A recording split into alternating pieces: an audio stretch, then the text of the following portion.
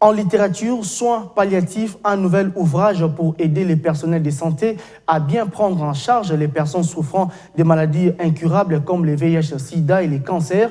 Cette documentation de plus de 600 pages donne quelques stratégies et quelques principes d'accompagnement des patients jusqu'à leur dernier moment. La présentation a été faite dans un style accessible à tous au centre hospitalier Montcollet. Soins palliatifs, ouvrage porté sur fond baptismaux ce samedi au centre hospitalier Montcollet par le professeur Évariste Likinda, président de l'association de médecins catholiques de la RDC. L'importance pour nous tous, les soignants et tout le monde, en fait nous tous, qui avons la charge de nous occuper des malades parfois dans les phases les plus critiques et terminables de la vie. Ce livre vient apporter une valeur ajoutée dans la connaissance du personnel soignant par la prise en charge de patients souffrant de maladies incurables comme le VIH-Sida et le cancer.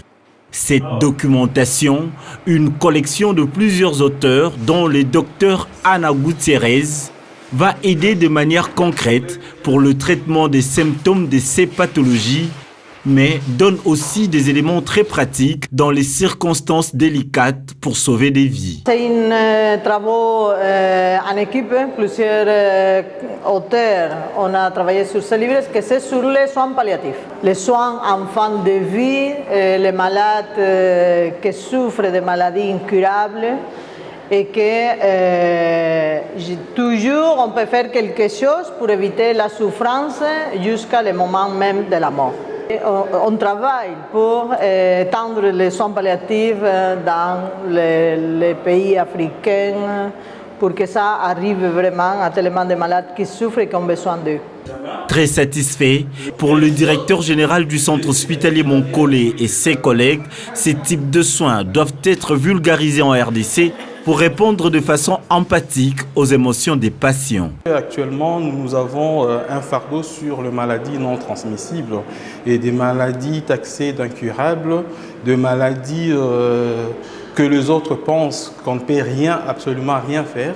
Mais avec un pareil outil qui retrace toutes les démarches possibles pour arriver à mieux prendre en charge le malade incurable, nous ne pouvons qu'accueillir ces livres avec beaucoup de joie, un appui très intéressant pour notre pays et plus particulièrement l'Afrique. Pour nous, c'est un modèle, hein, l'expérience du docteur Anna qu'elle a mise dans ce livre. C'est pour nous un modèle qu'on peut suivre pour commencer à appliquer ça dans nos hôpitaux parce que c'est un manque criant pour nos patients qui doivent être pris en charge, non seulement du point de vue médical, mais dans la globalité et les accompagner jusqu'à la fin de la vie.